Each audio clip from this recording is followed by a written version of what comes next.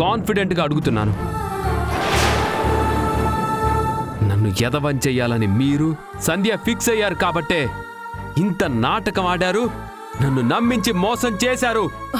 సూర్య, నువ్వు ఆవేశపడకుండా ఒక్కసారి మేము చెప్పేది విను. ఇంకేం వినాలమ్మా? ఇన్నాళ్ళు మీరు చెప్పిన తీయటి అబద్ధాలు, కళ్ళబొల్లి కబుర్లు, చేసిన మోసాలు ఇక చాలు.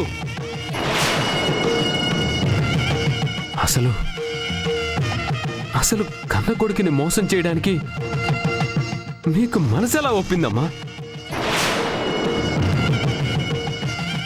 నాన్నా, మీరైనా చెప్పండి నాన్న.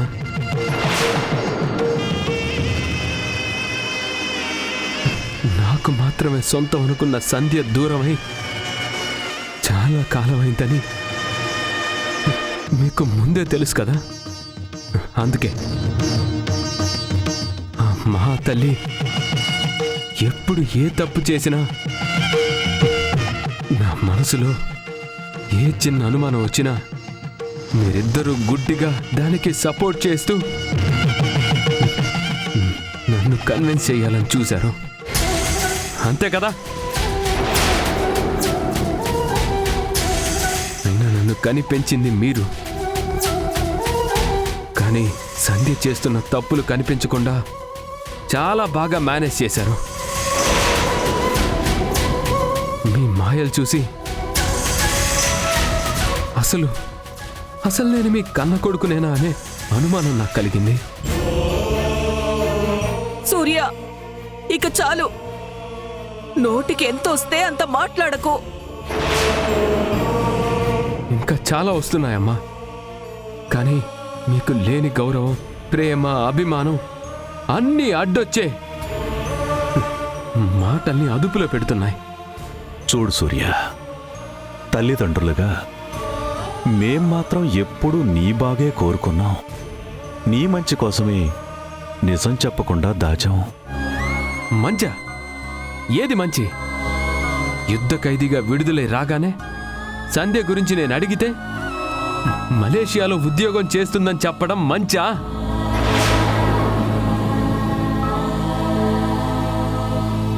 సంధ్యను చూడాలన్న కోరిక పెరిగి నేను పిచ్చోడ్నైపోతుంటే నన్ను కంట్రోల్ చేయడానికి ఆదివారం ఒక్కరోజు ముష్టి వేయడం మంచా? నీచాతి నీచంగా బజారు మనిషిలాగా సంధ్య ఒకే సమయంలో ఇద్దరి మగాళ్ళకి భార్యగా నటిస్తున్నా చూస్తూ కళ్ళు మూసుకోవడం మంచా? నోర్మల్ సూర్య, ఇంకొక మాట మాట్లాడేవంటే నేనేం చేస్తానో నాకే తెలీదు.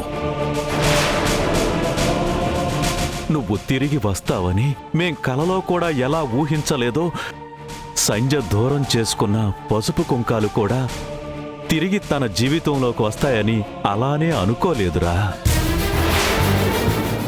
అది తెలుసుకోకుండా నువ్వు నోటికొచ్చినట్టు వాగొద్దు. సూర్య, సంధ్య రెండో పెళ్లి విషయంలో తన తప్పేమీ లేదురా. ఆ తప్పు, నేరం అంతా మాదే. నువ్వు లేవని తెలిసినా నిన్ను మర్చిపోలేక నీ జ్ఞాపకాలతో పిచ్చిదైపోతున్న సంధ్యని చూసి మేము తట్టుకోలేక బలవంతంగా ఒప్పించి ఆకాష్తో మేమే పెళ్లి జరిపించావు.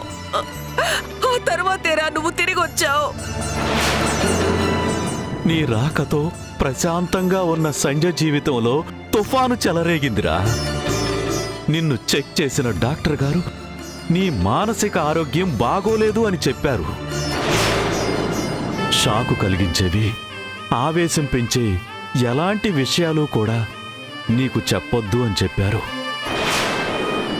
అందుకేరా ఇన్ని రోజులు ఈ విషయాన్ని నీకు చెప్పలేక, మా గుండెల్లో దాచుకోలేక మాలో మేమే నలిగిపోయాం. ఈ సమస్యకి పరిష్కారం నువ్వే చెప్పు తల్లి అని సంధ్యని బ్రతిమాలాం, వేడుకున్నావు. అని తెలిసి కూడా కన్నవాళ్లుగా స్వార్థంతో ఆ బిడ్డ భవిష్యత్తు గురించి బ్రతుకు గురించి ఆలోచించకుండా బలవంతంగా ఈ నాటకం ఆడటానికి మేమేరా ఒప్పించావు. ఇదంతా కేవలం నీ కోసమే చేశాన్రా, నీ ఆరోగ్యం కోసమే చేశావు. నీ చేత తాళి కట్టించుకున్న ఒకే ఒక కారణానికి ఈ ప్రపంచంలో ఏ ఆడది చేయలేని అగ్ని పరీక్షకి నిలబడిందిరా సంధ్య. అంత గొప్ప త్యాగం చేసి మా స్వార్థం కోసం బలిపశువైన సంధ్యని పట్టుకుని నోటికొచ్చినట్టు మాట్లాడడం చాలా తప్పురా. ఒకే ఒక్కసారి ఆలోచించు.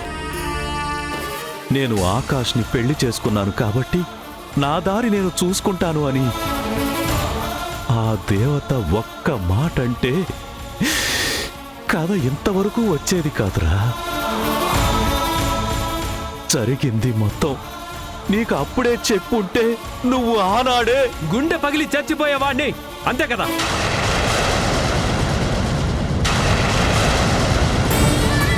ఎప్పుడు తెలిసినా దానివల్ల కలిగే లాభం కన్నా నా జీవితానికి జరిగే నష్టమే ఎక్కువ.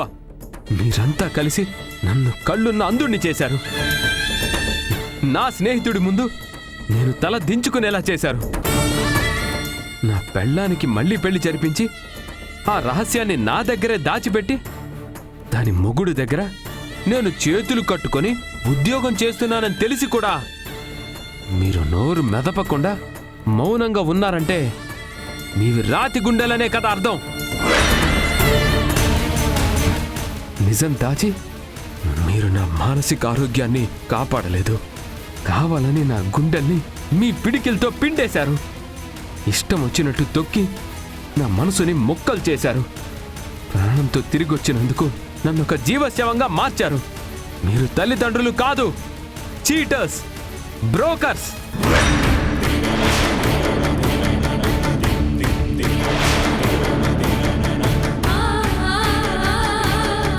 మీలాంటి వాళ్ళు నా కన్నవాళ్ళు అని చెప్పుకోవడానికి నాకు కంపరంగా ఉంది. జీవితంలో మొట్టమొదటిసారి మీరు నా అమ్మ నాన్న అని తలుచుకోవడానికే నేను సిగ్గుపడుతున్నాను.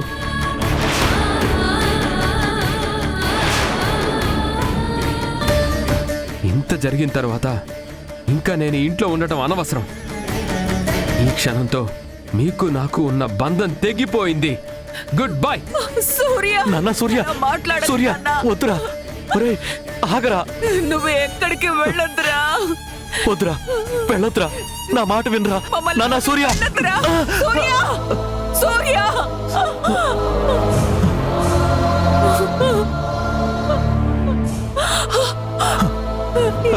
ఏమండి?